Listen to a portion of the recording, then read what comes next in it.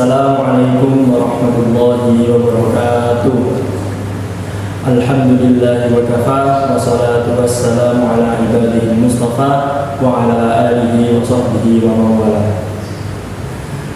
Sebelumnya perkenalkan, nama saya Muhammad Syairul Akrami, asal dari Pasuruan, prodi Ilmu Al-Quran dan Tafsir kelas C3. Jadi di sini saya akan membahas tentang Fazlur Rahman dan penafsiran kontekstual di Indonesia. Sebelumnya kita akan membahas sedikit biografi tentang Fazlur Rahman terlebih dahulu. Fazlur Rahman ialah tokoh intelektual Muslim. Beliau dikenal karena pendekatannya dalam menafsirkan Al-Quran itu sesuai dengan zaman sekarang. Meski beliau kurang diterima di negaranya, namun pemikirannya justru berkembang pesat di berbagai negara lain, termasuk salah satunya di negara kita, yaitu Indonesia. Lanjut ke pembahasan selanjutnya, yakni bagaimana pemikiran Fazlur Rahman masuk ke Indonesia. Jadi pemikiran atau ide-ide Fazlur Rahman masuk ke negara kita melalui dua murid beliau, yaitu yang pertama ialah Nur Khalis Majid, yang kedua adalah Ahmad Syafi'i Ma'arif. Yang pertama, Nur Khalis Majid, beliau lebih berfokus pada pembaruan Islam atau disebut dengan modernisme. Neomodernisme adalah pendekatan mempertahankan nilai inti dalam ajaran Islam sambil menyerap dampak positif dari modernitas seperti berpikir secara rasional, demokrasi, dan keadilan sosial. Yang kedua, yakni Ahmad Syafi'i Ma'arif. Ahmad Syafi'i Ma'arif di sini lebih berfokus pada moralitas dan hubungan sosial antar sesama manusia.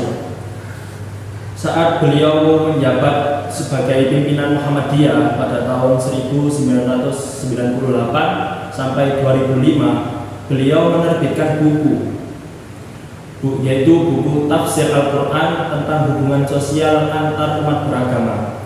Buku di sini bertujuan untuk mendorong keharmonisan antar umat beragama dan mengubah pemahaman lama tentang hubungan antar umat beragama menjadi lebih sesuai dengan kondisi dan kebutuhan pada zaman sekarang. Setelah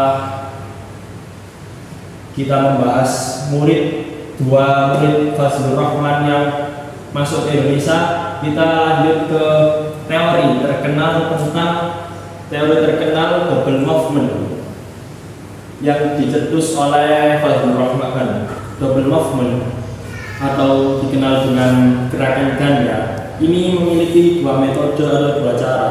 Cara yang pertama ialah memahami teks Al-Quran sesuai dengan konteks historis. Yang kedua ialah menafsirkan teks Al-Quran itu sesuai dengan zaman ini. Jadi tujuan teori double movement ini adalah menemukan nilai moral utama dalam Al-Quran yang tetap relevan sampai sekarang. Selanjutnya kita akan membahas perkembangan teori double movement yang dicetuskan oleh Fazlur Rahman. Jadi salah satu tokoh di Indonesia yang mengembangkan teori double movement ialah Profesor Syahirun Samsudin. Beliau sekarang menjabat sebagai wakil rektor UIN Sunan Kalijaga, Yogyakarta. Beliau membuat teori yaitu makna jumlah. Makna jumlah ini adalah menggabungkan makna asli ayat Al-Quran dan disatukan dengan konteks zaman modern ini atau zaman sekarang. Nah, dalam makna cemauza ini harus memenuhi 3 langkah.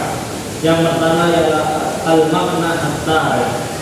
Makna at-tarikh ialah apa sih ayat itu turun, mengapa, dengan konteks apa ayat itu turun kepada Nabi. Nah, itu yang pertama. Yang kedua, al-maghza at-tarikh.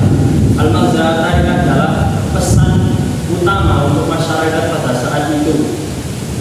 Yang ketiga ialah al-maghza al-mutaharrik, yaitu bagaimana makna ayat Al-Quran itu relevan atau selaras dengan berhubungan dengan zaman sekarang.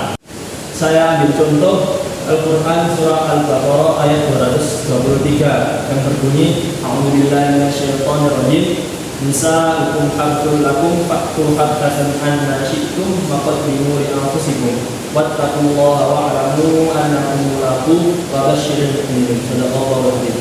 Jadi ayat itu menjelaskan bahwa perempuan itu dijadikan sebagai ladang. Apa sih maksud ladang itu? Jadi kita ambil dari al-makna tarifnya. Kenapa ayat itu turun? Jadi ayat itu turun untuk meluruskan praktek keliru yang merendahkan perempuan dalam tradisi Arab. Jadi pada masa itu tradisi Arab itu sangat merendahkan perempuan sekali. Makanya ayat itu turun. Kedua, al-maghza at-tarikhnya itu apa dalam ayat ini? Jadi dalam ayat ini pesan pentingnya pada masyarakat yang menekankan penghormatan pada perempuan dalam hubungan pernikahan. Jadi kita pada masyarakat saat itu harus menghormati perempuan. Itu pesan penting pada masyarakat. Nah, kita tarik al-maghza al-mutaharrik ini, kita tarik pada konteks zaman sekarang yang relevan itu bagaimana. Jadi ayat tersebut bisa digunakan untuk menjunjung kesetaraan gender dan hak-hak perempuan dalam pernikahan. Jadi perempuan zaman sekarang itu harus dihormati, tidak boleh didiskriminasi. Dan contoh tersebut ialah mencerminkan teori makna cemauza yang dicetus oleh Profesor Syairon Samsudin ini. Jadi bisa kita tarik kesimpulan bahwa Fazlur Rahman adalah tokoh pemahaman Al-Quran yang pemikirannya menjawab tentang tantangan modern dengan tetap berpegang teguh pada nilai-nilai Al-Quran. Banyak cendekiawan Indonesia, salah satunya yang saya jelaskan tadi, Profesor Syairon Samsudin, yang mengembangkan idenya. Hal ini memastikan bahwa agama Islam tetap relevan di setiap zaman. Mungkin cukup itu saja yang bisa saya sampaikan. Apabila ada salah kata, mohon dimaafkan yang sebesar-besarnya. Wabillahi wal taufiq wal hidayah. Undur maqala wa la tandur maqala. Wassalamualaikum warahmatullahi wabarakatuh.